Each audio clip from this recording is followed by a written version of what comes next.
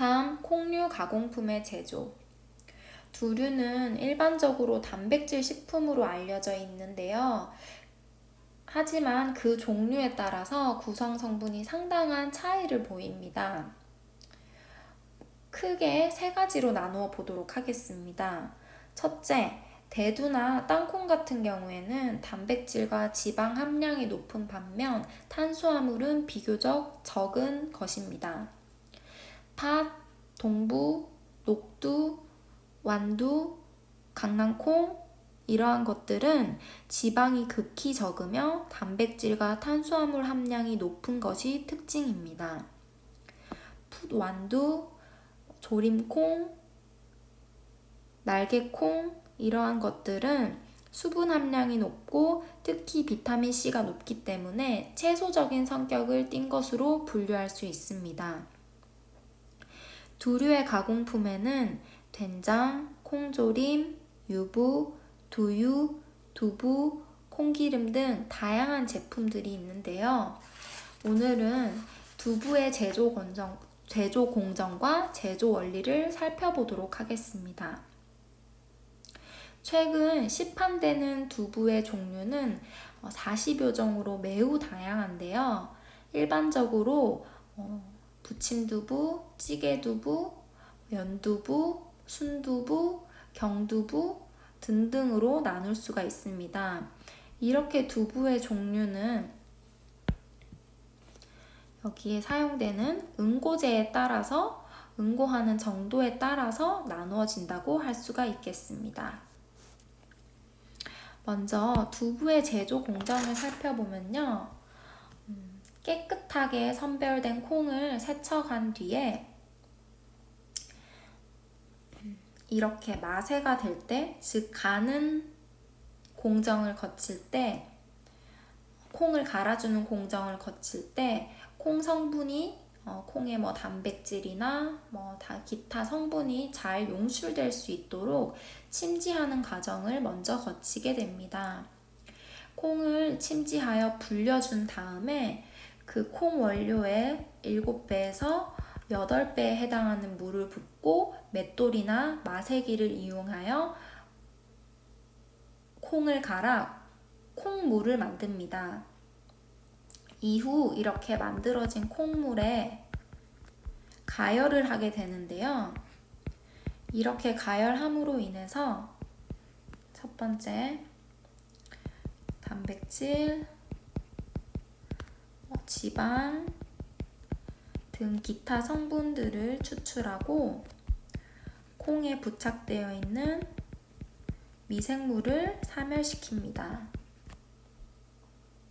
이러한 가열 과정을 거친 다음에는 자루 모양의 여과포를 이용하거나 원심 분리를 이용해서 두유와 비지를 분리하는데요.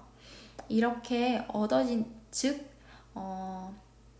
여과를 통해서 가라앉은 찌꺼기라는 그렇고 가라앉은 고형물은 비지가 되는 거고요. 위에 뜬 액체는 두유가 되는 것입니다. 이렇게 얻어진 두유는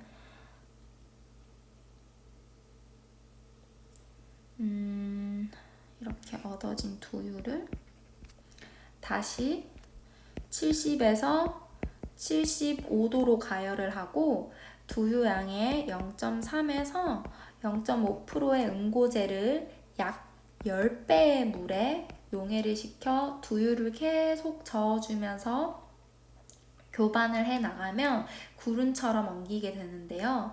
이를 순두부라고 합니다.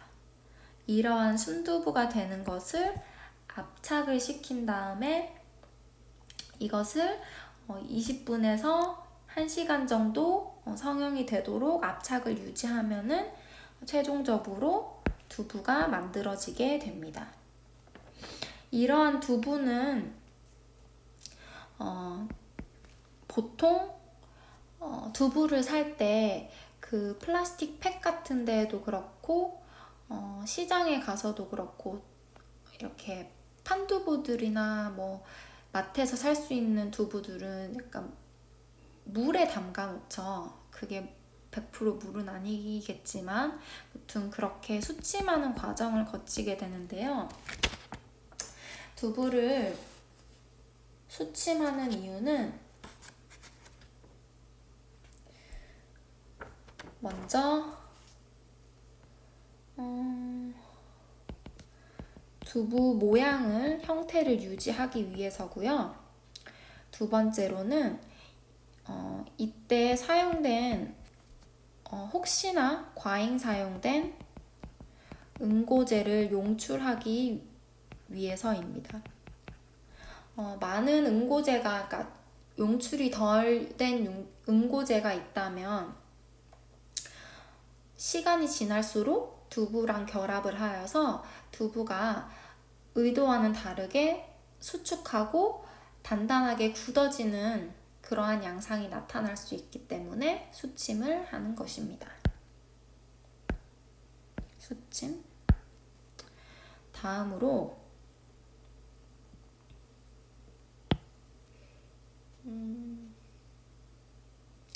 네, 이걸로 보면 되겠네요. 다음으로 두부의 제조 원리를 살펴보도록 하겠습니다. 제조 공정, 제조 원리. 두부 같은 경우에는 콩으로 만들어졌죠. 이 글리신이라는 것은 콩 단백질의 주요 성분을 얘기하는 건데요. 이 글리신은 묽은 염류에 잘 녹고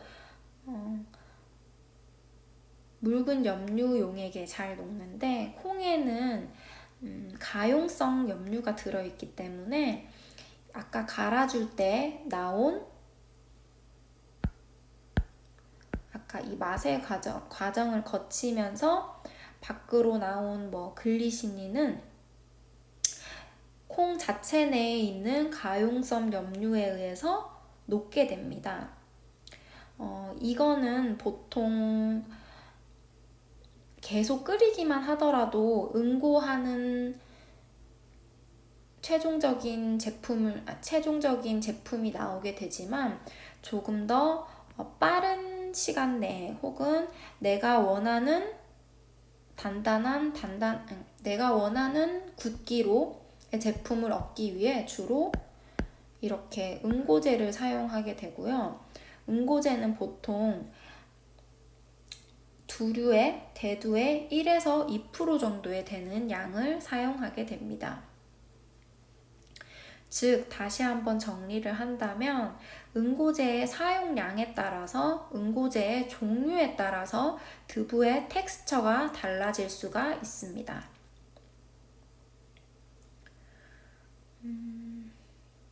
응고제의 종류를 보게 된다면 응고제의 종류에는 먼저 염화 마그네슘, 염화 칼슘, 황산 칼슘, 글루코노 델타락톤 크게 4가지로 분류를 할 수가 있고요. 염화 칼슘의 경우에는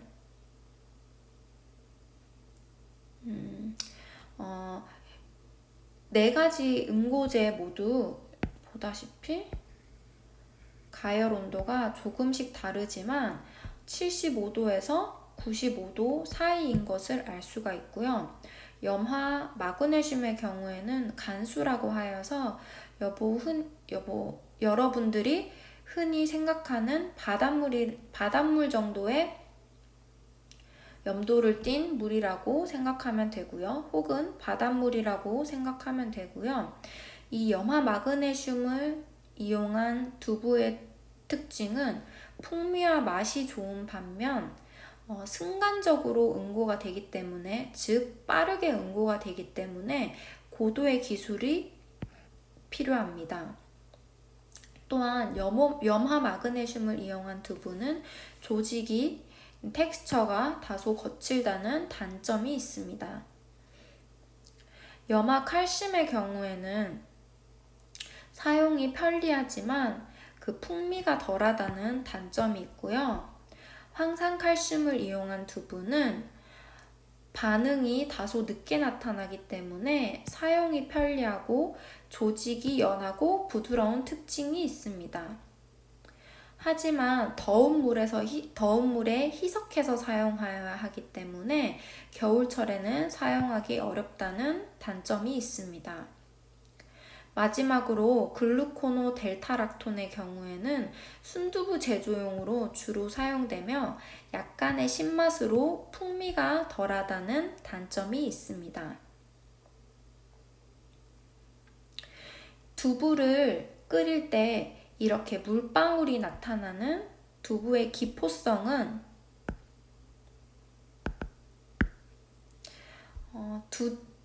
대두에 든 사포닌이라는 물질 때문인데요. 이 사포닌은 거품을 낼 뿐만 아니라 잘못해서 다량으로 섭취할 경우에 장을 자극하여서 설사의 원인이 되기도 합니다.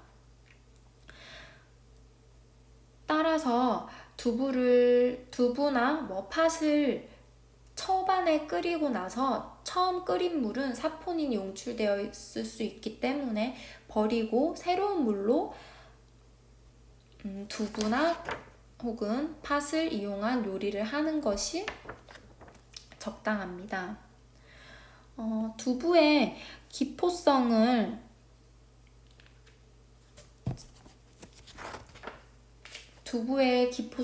즉 두부의 거품을 없애기 위해서는 계면 활성제, 즉 소량의 기름을 투여하는 방법이 있는데요.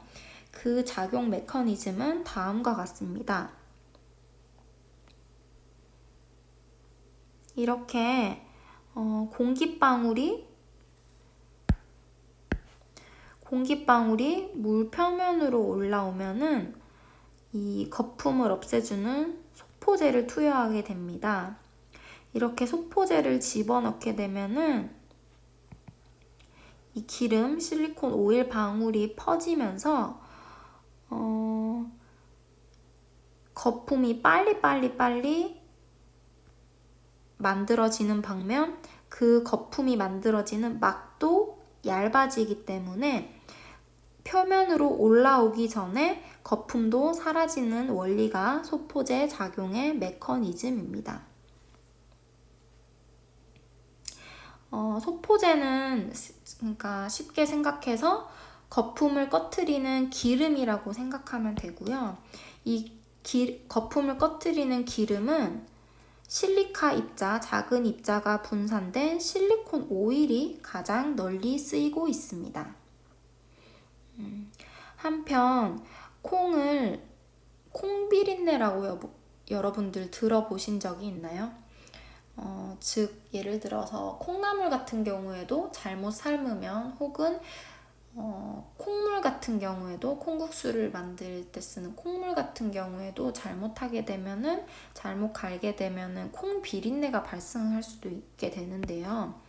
이 콩 비린내의 원인 물질의 경우에는 알코올, 알데히드, 케톤, 페놀과 같은 화합물 때문에 발생을 하게 되는 것이고요.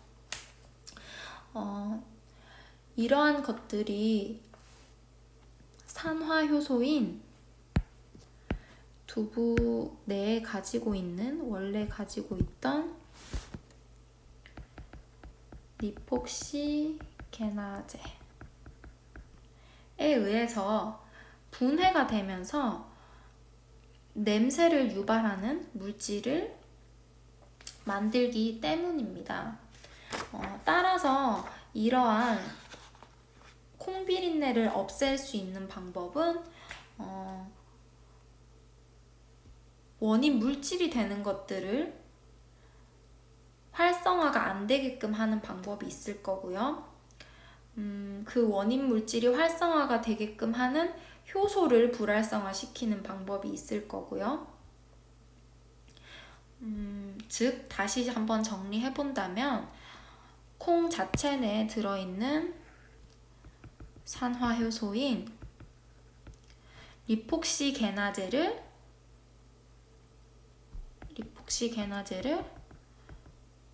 불활성화시키는 방법이 있는데요. 예를 들어서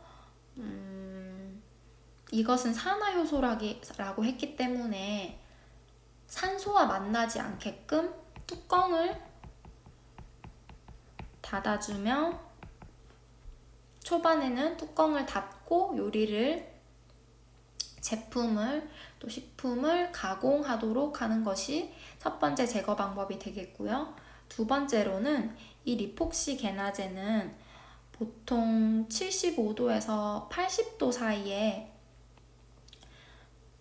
그 활성이 되기 시작합니다. 따라서 80도 이상으로 가열을 해주도록 하고요. 마지막으로 끓는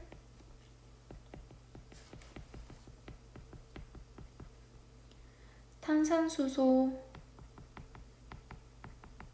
나트륨 용액에